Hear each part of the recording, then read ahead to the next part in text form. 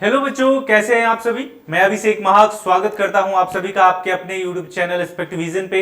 बच्चों, आज मैं एक ऐसे एग्जाम के बारे में आप सभी को इंट्रोडक्शन देने वाला हूं जो आप सभी के लिए बहुत ज्यादा यूजफुल हो सकता है। एक ऐसा प्लेटफॉर्म बन सकता है आपके अपने करियर के लिए, जहां से आप अपने करियर का ग्रोथ एक अच्छे डायरेक्शन में कर सकते हो। अभी तक हमने आप सभी के लिए बीएससी नर्सिंग जैसे डिग्री कोर्सेज पे बहुत से वीडियो बनाए हैं और उस पे हम लोगों ने चर्चा भी किया है कि उस कोर्स को करने के बाद आप आगे बहुत से एग्जाम में इनरोल्ड हो सकते हो और अपने करियर को एक अच्छा ग्रोथ दे सकते हो। इन्हीं सभी एग्जामों में से एक बहुत इंपॉर्टेंट एग्जाम है नॉरसेट, जिसके बारे में आज के इस वीडियो पे हम चर्चा करने वाले हैं।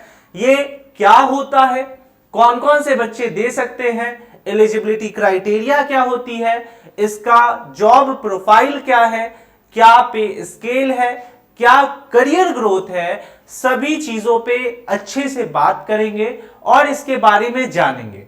तो चलिए स्टार्ट करते हैं आज के इस वीडियो को। अच्छे से समझने का प्रयास कीजिएगा, क्योंकि जो भी बच्चा बीएससी नर्सिंग का कोर्स कंप्लीट कर चुका है वो सभी इस एग्जाम में आगे इनरोल हो सकते हैं और आपके लिए ये एक करियर अपॉर्चुनिटी हो सकता है, क्योंकि इस एग्जाम को देने के बाद बच्चों आप नर्सिंग ऑफिसर के पोस्ट पे तैनात होंगे और वो पोस्ट के बाद ना केवल एक पोस्ट की बात कर रहा हूं मैं, आपको एक अच्छा अपॉर्चुनिटी मिलने वाला है। ठीक है, चलिए स्टार्ट करते हैं आज के इस वीडियो को। बच्चों, सबसे पहले आपको यह समझने की आवश्यकता है कि नॉरसेट क्या है और कौन कंडक्ट कराता है। तो अगर सिंपल शब्दों में मैं बोलूं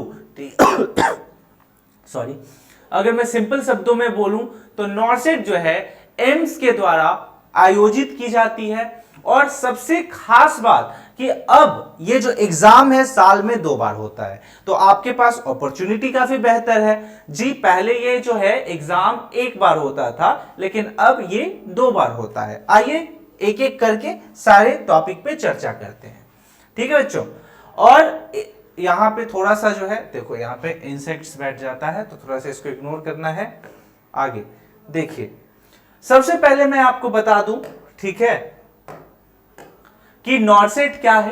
तो नॉरसेट का फुल फॉर्म होता है nursing officer recruitment common eligibility test. ठीक है, इसका फुल फॉर्म हो गया nursing officer recruitment common eligibility test. और ये कंडक्ट कौन कराता है, तो आपका एम्स दिल्ली कंडक्ट कराता है। इतना समझ गए। अब क्यों कंडक्ट कराता है, क्या एलिजिबिलिटी क्राइटेरिया निर्धारित करता है, इन सारी चीजों को अच्छे से समझिए। तो क्वालिफिकेशन क्या होना चाहिए बच्चों का, तो बच्चों सबसे पहले तो आपके पास बीएससी नर्सिंग का जो है वो आपके पास डिग्री होना चाहिए, चाहे बेसिक या पोस्ट बेसिक दोनों यहां पे चलता है। ठीक है, तो आपके पास ये होना चाहिए। उसके बाद अगर कोई बच्चा जो है वो जीएनएम करके बैठा है, ठीक है, तो जीएनएम तो आपने किया है, लेकिन आपके पास एटलीस्ट एक ऐसे हॉस्पिटल के साथ काम करने का 2 ईयर का एक्सपीरियंस चाहिए जिसके पास मिनिमम 50 बेड जो है अवेलेबल हो। ठीक है, देन आपका जो है एमएससी नर्सिंग का आपके पास अगर क्वालिफिकेशन है तो इन परिस्थितियों में आप आसानी से जो है ये एग्जाम में क्वालिफाई कर सकते हैं एलिजिबिलिटी क्राइटेरिया को। देन आफ्टर आगे की अगर मैं बात करूं तो इसमें कुछ एज लिमिट देखने को मिलता है, जिसमें 18 से 30, ठीक है, ये आपका एज लिमिट रहता है। यहां एज रिलैक्सेशन भी अवेलेबल है, कैटेगरी वाइज थोड़ा सा आपको जो है वो इसमें देखने को मिल जाएगा, लेकिन हमने जो है ये दोनों अपर एंड जो आपका यहां मिनिमम से मैक्सिमम का जो एज क्राइटेरिया है ये हमने यहां पे लिख दिया है। इसमें जब हम नोटिफिकेशन पे चर्चा करेंगे, जब आपका एग्जाम होने वाला होगा, तो इसमें हम अच्छे से आपको समझाएंगे, क्योंकि नोटिफिकेशन में अच्छे से आपका जो एज क्राइटेरिया होता है वो वहां पे अच्छे से मेंशन होता है, तो उस पर हम बात करेंगे।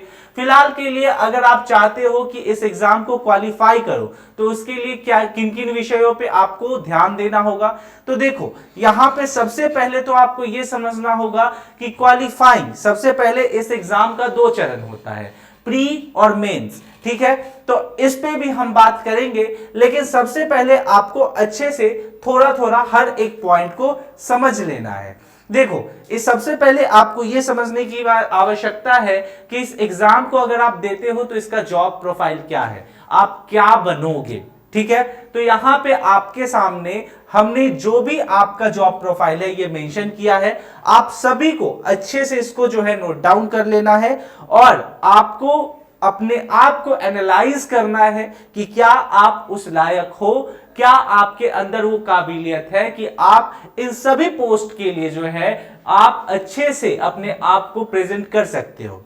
अगर मैं सबसे पहले बात करूं तो आपका जो सबसे पहला यहां पे पोस्ट देखने को मिलता है वो मिलता है असिस्टेंट डॉक्टर्स का, दूसरा पेशेंट केयर, तीसरा आपका यहां पे इन सभी चीजों को आपको करना होगा। ये आपका जॉब प्रोफाइल है, ये सभी शामिल रहेगा नॉर्सेट अगर एग्जाम आप क्वालिफाई कर लेते हो देन।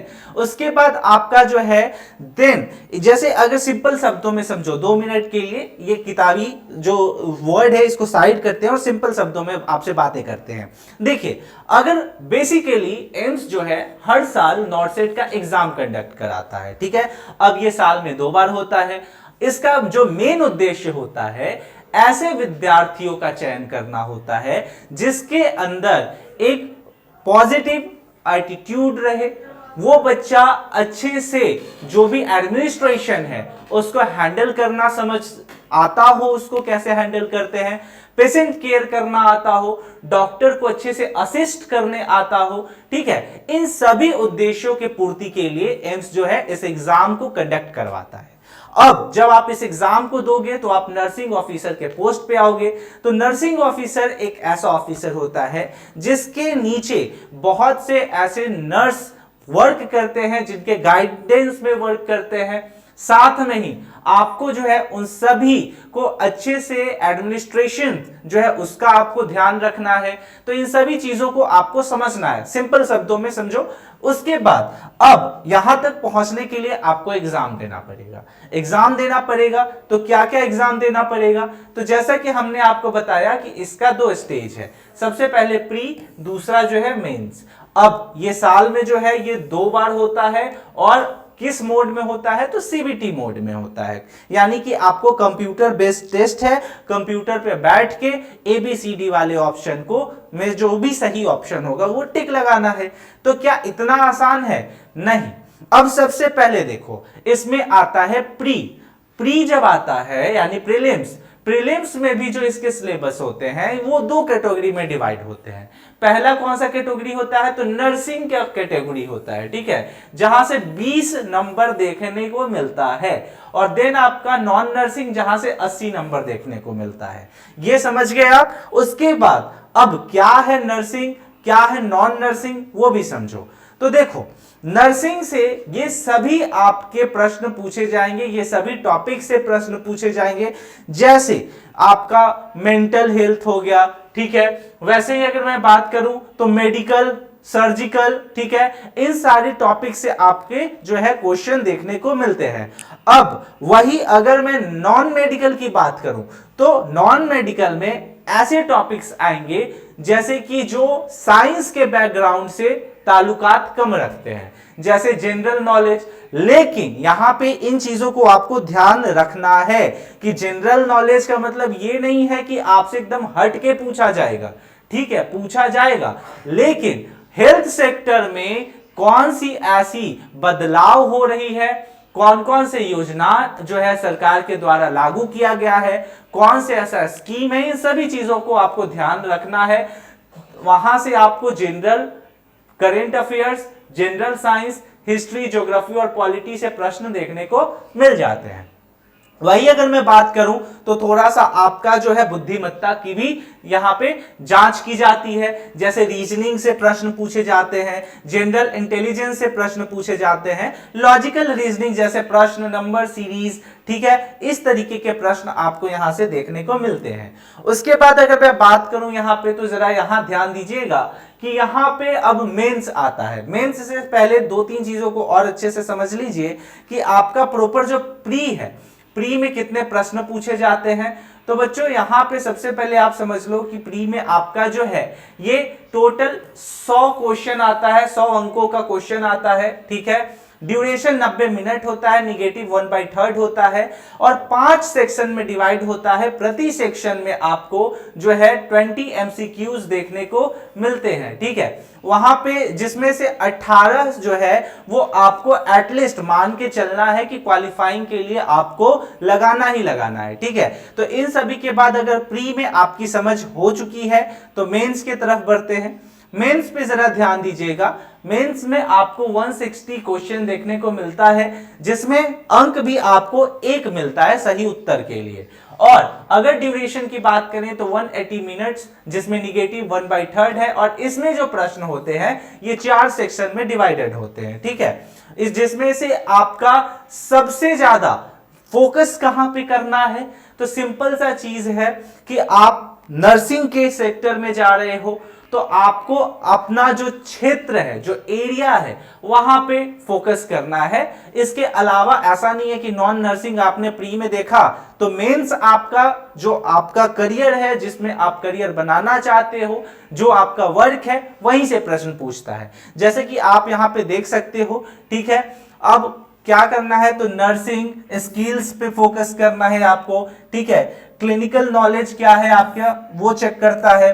देन आफ्टर आपका डिसीजन मेकिंग कैसा है। डिसीजन मेकिंग इसलिए चेक करता है कि कभी कभी ऐसा पैनिक सिचुएशन आ गया, आप लीड रोल पे हो, आपके नीचे और भी लोग काम कर रहे हैं और आपके ऑर्डर के इंस्ट्रक्शंस के अकॉर्डिंग काम कर रहे हैं, तो आपका डिसीजन मेकिंग जो है वो बेहतर होना चाहिए। तो इन सारी चीजों पे आपको फोकस करना है, ठीक है। उसके बाद आपको इन सभी चीजों को अगर अच्छे से समझ लेते हो तो एक चीज और अच्छे से समझो कि अगर आप सेलेक्टेड हो जाते हो नॉर्सेट का एग्जाम दे करके तो इसमें क्या पे स्केल होता है। तो यहां पे आप देख सकते हो कि यहां टोटल जो है 44,900 और ये एक्सपीरियंस के साथ बढ़ता है, ऐसा नहीं है, ये एक्सपीरियंस के साथ बढ़ता है। और अभी तो जो है आपको पता भी होगा कि 8 पे कमीशन जो है वो भी लागू हो गया है। तो धीरे धीरे अब डेटा जो है ये पुराना है, ये डेटा अपडेट आते रहेगा और जब आप सिलेक्शन लोगे उस समय आपका जो भी सैलरी रहेगा इस करेंट डेटा से जो है ये थोड़ा बहुत डिफर कर जाएगा। तो इस पे आपको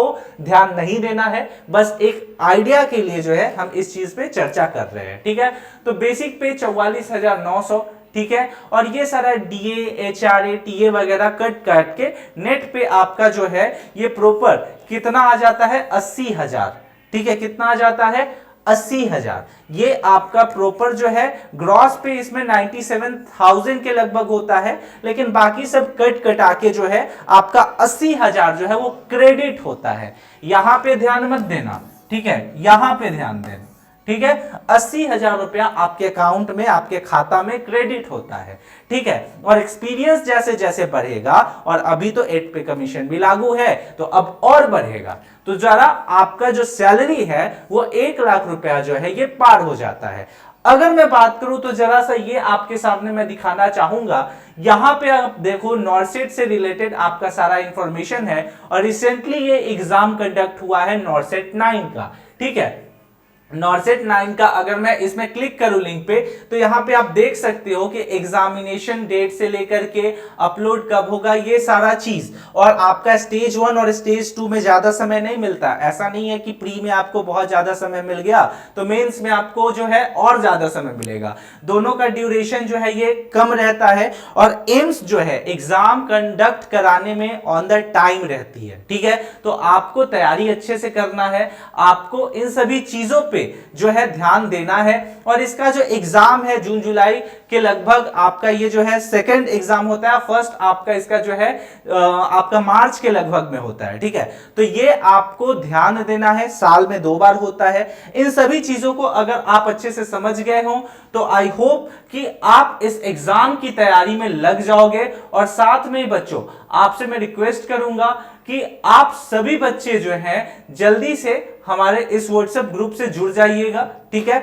इसका लिंक डिस्क्रिप्शन के साथ साथ जो है कमेंट सेक्शन में पिन कर दिया गया है। नॉर्सेट से जुड़ी और भी अगर जानकारियां आपको चाहिए आप बेझिझक कमेंट सेक्शन में पूछ सकते हैं। मिलते हैं अगले वीडियो में, तब तक के लिए स्टे सेफ, टेक केयर, जय हिंद।